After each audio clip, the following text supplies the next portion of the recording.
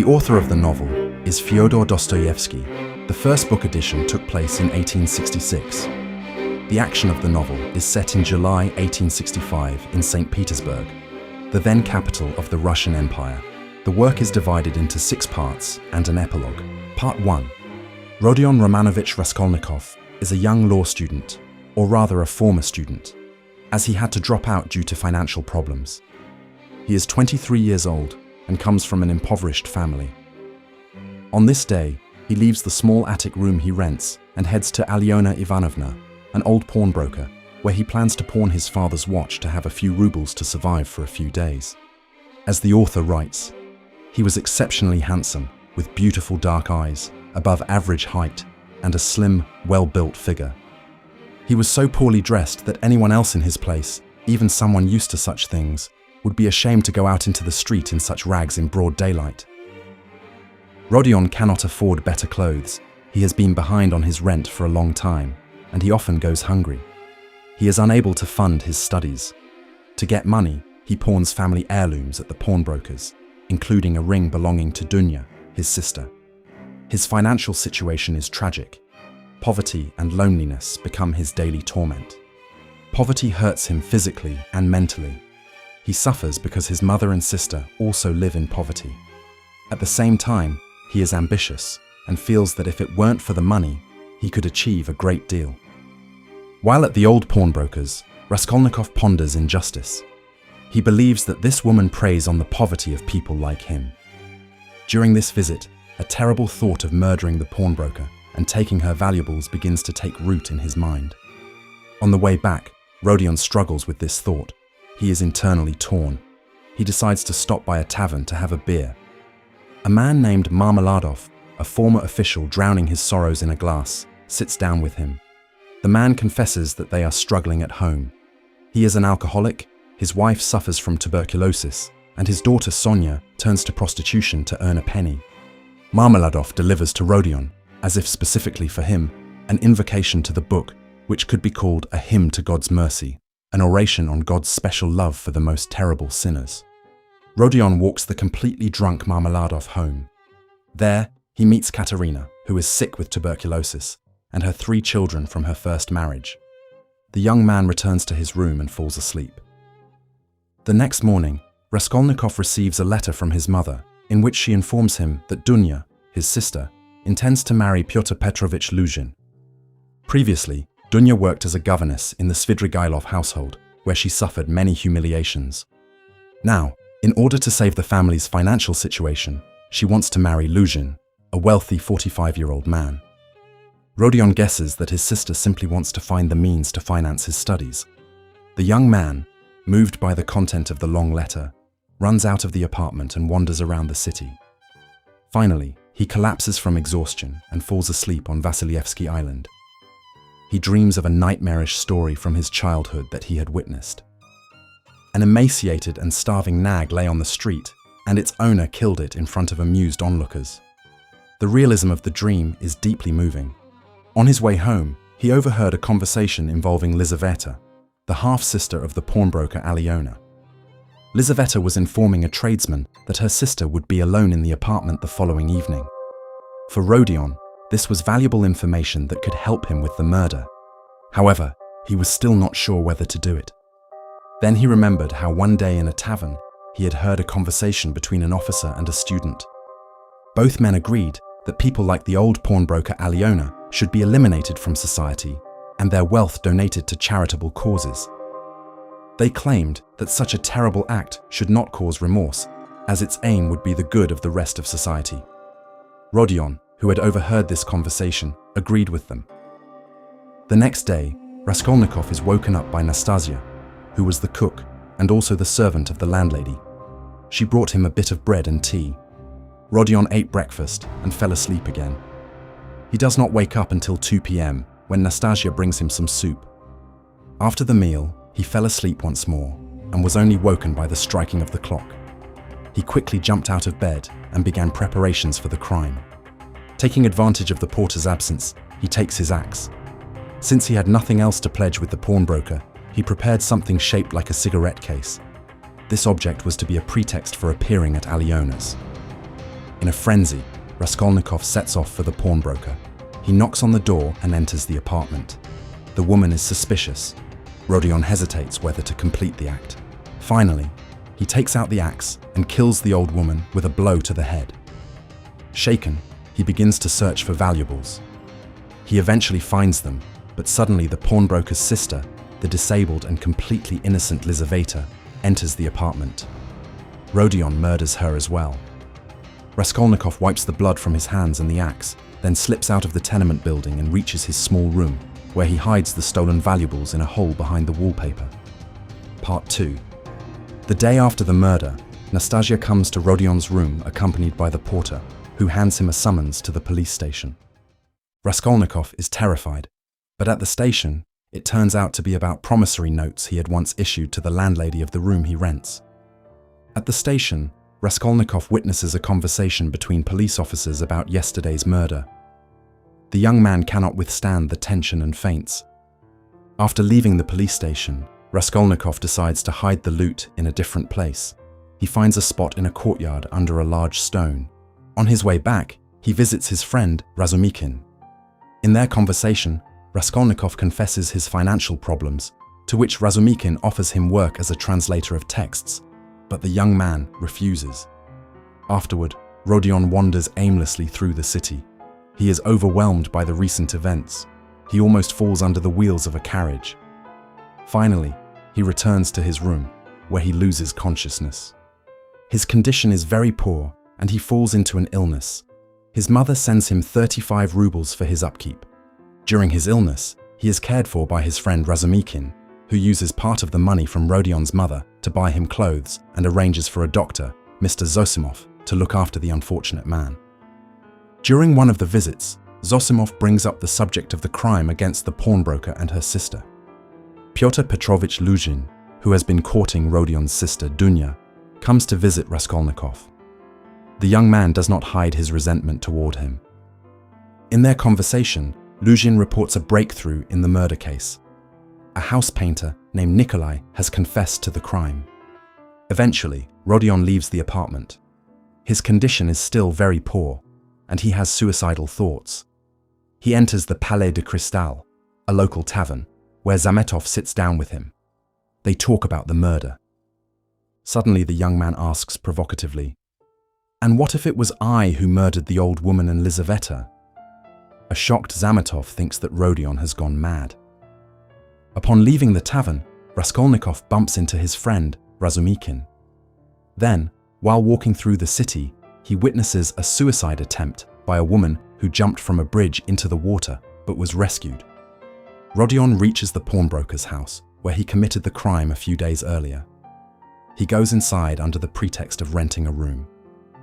Further on in the novel, we learn that Marmeladov, the alcoholic father of Sonya, falls under the wheels of a carriage and soon dies. Raskolnikov provides financial assistance to Marmeladov's family. He gives them all the money he has left. He also meets Sonya Marmeladova, who makes a huge impression on him. The young man decides to pull himself together. "Enough," he pronounced resolutely and solemnly. "Away with delusions, away with false fears and phantoms. There is life. Was I not alive just now? My life has not died with the old woman. Rest in peace to her, and enough of that. Now begins the reign of reason and light, and will, and strength. And now we shall see. Now we shall measure our strength," he added, as if challenging some dark powers. "And yet I was already willing to live on such a square yard of space." Later in the novel, Rodion goes to a party organized by Razumikin. However, he feels unwell again, so his friend walks him home. Upon arrival, it turns out that his mother and his sister Dunya are waiting for him. The young man loses consciousness once more, and Razumikin calls for a doctor. Part 3. The family is very concerned about his health. After regaining consciousness, he behaves strangely. He shows no joy at the fact of his mother and sister's visit. The next day, the women show him a letter they received from Luzhin.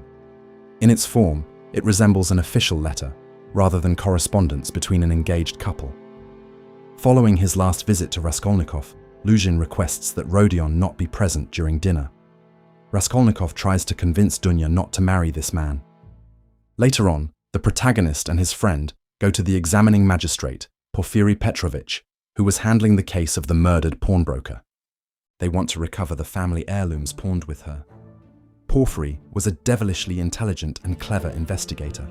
He knew psychology perfectly. He began questioning Rodion about his article, for at one time, Rodion had written a text titled On Crime, in which he argued that extraordinary individuals are not subject to any restrictions or rules, and have the right to use their superiority, even by committing crimes against ordinary individuals.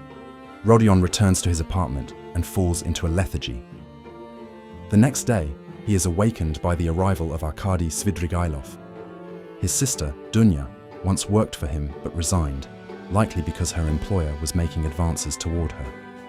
In the past, this man had been in prison for debts, as he did not shy away from gambling. He was bailed out of jail by Marfa, whom he later married. In any case, Svidrigailov pretended to be a well-mannered man, but inside he concealed much evil. On more than one occasion, he had laid a hand on his wife. Part 4. Arkady offers Rodion 10,000 rubles to break off Dunya and Luzhin's engagement. The young man refuses, fearing that Svidrigailov has nefarious intentions toward his sister. Finally, a dinner organized by the protagonist's mother, Pulcheria, takes place. It is attended by Rodion, Dunya, Razumikhin, and Luzhin. It goes without saying that Luzhin was not pleased with Rodion's presence. A heated exchange of words ensues. Luzhin gives Dunya an ultimatum, either him or her brother. The engagement is broken. Later in the novel, Rodion visits Sonya. During their conversation, the young man asks her to read him the story of the raising of Lazarus. The girl reads in a beautiful and moved voice. Meanwhile, the insightful examining magistrate Porfiry suspects that the young Raskolnikov is behind the murder of Alyona and Lizaveta. He summons him for an interrogation. However, he does not bring any charges against him. He wants Rodion to unwittingly expose himself. Suddenly, Nikolai the painter arrives and confesses that he committed the murder. Rodion can feel at ease, yet he does not know that Porfiry still believes it was he who killed the women. Part 5. Luzhin, having cooled down somewhat after yesterday's events, decides to fix everything. He hatches an intrigue. To this end, he invites Sonya, who was a prostitute, gives her 10 rubles, and stealthily plants a 100-ruble banknote on her. However, his roommate, Lebezyatnikov, sees this. At the Marmeladov home, a funeral banquet is held for the deceased father. Luzhin arrives there and accuses Sonya of stealing 100 rubles, proving that she has it on her person. This hopeless situation for Sonya is saved by Lebezyatnikov, who exposes Luzhin. He proves that Sonya is innocent and the accusations are groundless. Raskolnikov, present at the banquet, also stands up in Sonya's defense. The bond between Rodion and Sonya grows stronger. One day, Rodion confesses to the girl that he murdered the pawnbroker and her sister. To his surprise, he is not rejected or condemned. This conversation is overheard by Sonya's neighbor, Svidrigailov. Suddenly, Lebezyatnikov appears, bringing bad news about Katerina Ivanovna Marmeladova, Sonya's stepmother. After her husband's death, the woman has suffered a breakdown. She wanders the city with her small children and begs. She is left without any means of support. She teaches the children to sing, dance, and play the barrel organ so they can earn more on the street. Suddenly, the woman, who is ill with tuberculosis, collapses and suffers a hemorrhage. She is taken to Sonya's home, where she dies. Part 6. Rodion's mental state is dire. He wants to talk to Svidrigailov, as he knows that he overheard his conversation with Sonya. However, Svidrigailov is busy with preparations for Mrs. Marmeladova's funeral. Rodion is mentally exhausted, on the verge of a breakdown. Worse still, people are beginning to notice. They wonder what is wrong with him. Even his friend Razumikhin is starting to have certain suspicions. Rodion realizes what a terrible deed he has committed. He knows he has failed everyone, including his beloved mother and his sister, who is willing to give up her own happiness for his sake. Rodion's behavior becomes increasingly strange. He has memory lapses and sleeps in odd places. He did not attend Mrs. Marmeladova's funeral because he slept for too long. One day, Razumikhin informs him that Dunya received a letter from someone. Rodion decides to find out what its contents were. As he leaves the apartment, he runs into Porfiry. They return to the room. Porfiry explains to Rodion that his strange behavior has betrayed him many times, and that he knows it was Rodion who killed the women. Nevertheless, Porfiry treats Rodion with respect and advises him that it would be better for him to confess and atone for his sins. I will destroy this entire psychological investigation. I will reduce all suspicions against you to zero so that your murder will look like a kind of temporary insanity, because between you and me, it really was insanity. I am an honest man, and I keep my word. Furthermore, he says, suffering is also a good thing, because there is an idea in suffering. Despite this, Rodion does not confess, and Porfiry leaves the apartment. The young man goes to Svidrigailov to find out what he knows. Svidrigailov is in a strange state and opens up. He talks about his past. He likes to exploit women. Furthermore, he confesses that he has just become engaged to a 16-year-old girl. His wife had been dead for some time. The investigator Porfiry suspected that Svidrigailov might have contributed to her death. This 16-year-old girl accepted the proposal because the man passed for an upright and wealthy individual. She received an expensive gift, but confessed that she preferred his respect over valuables. These words had a great impact on the man. Svidrigailov ends the conversation with Rodion and goes to his apartment. He lures Dunya there, intending to reveal the truth about her brother. He locks the room. Dunya becomes frightened and demands that he let her out. In her despair, the girl pulls out a revolver that she once received from Svidrigailov's wife. Finally, she fires and grazes the man's temple. Knowing that he wants to seduce her, she adds that she will never love him. Svidrigailov hands the key back to the girl. After this incident, the man goes to Sonya, gives her 3,000 rubles, and informs her that he is leaving for America. Then he goes to his fiancée, to whom he gives the rest of his money. On a rainy evening, he wanders through the city. The next day, after a night spent in a dingy hotel, Svidrigailov shoots himself in the head in front of a soldier on guard, ironically announcing to him that he is leaving for America. Raskolnikov visits his mother and informs her that he is leaving for a long time. When he returns to the apartment, he meets Dunya. His sister already knows the truth. She believes he should go to the police station and confess his guilt. Sonya thinks the same and hands him a cypress cross. Raskolnikov goes to the station and confesses to the crime. Epilogue. From the epilogue, we learn about the course of the trial. Through the testimonies of Dr. Zossimov, the cook, and other witnesses, a picture emerges of Rodion as a good man rather than a common murderer. His friend Razumikin recounts how during his studies, Rodion financially supported a fellow student suffering from consumption, and when he died, he took care of his paralyzed father.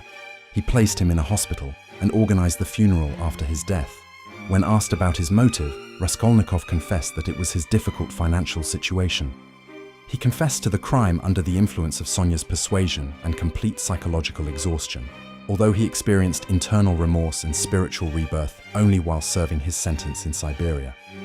Mitigating circumstances, mainly the fact that he confessed of his own accord, led to him being sentenced to 8 years of hard labor in Siberia. Sonya, who loves Rodion, voluntarily decides to accompany him in his penance. She travels with him to the penal colony. Razumikin marries Dunya. Shortly after the wedding, Rodion's mother dies. She never learned the truth about her son, but her subsequent mental health problems suggest she may have guessed it. Dunya and Razumikin learned of Raskolnikov's fate through letters from Sonya. In the penal colony, Rodion is numb but does not break down. Unfortunately, he begins to treat Sonya with contempt, despite her great sacrifice for him. Rodion is treated with reluctance by the other convicts, who sense his pride and atheism. While the fellow prisoners sincerely love Sonya for her kindness, they hate Raskolnikov, seeing him as a gentleman who feels superior to them, even in chains. Rodion falls ill and ends up in the hospital. He does not see Sonya, but she comes to the hospital and looks through the windows. Later, she stops visiting him altogether. Rodion begins to miss her dearly. He learns that the girl has fallen ill. He is very afraid for her. Sonya informs him in a letter that she is feeling better and that they will meet soon. The novel ends with a moving scene of their reunion on the riverbank. They wanted to speak, but could not. Tears stood in their eyes. They were both pale and thin, but those sick, pale faces were bright with the dawn of a new future, of a full resurrection into a new life. They were renewed by love. The heart of each held infinite sources of life for the other. They resolved to wait and be patient. They had another 7 years to wait, and what terrible suffering and what boundless happiness before them. But he had risen again, and he knew it and felt it in all his being, while she only lived in his life.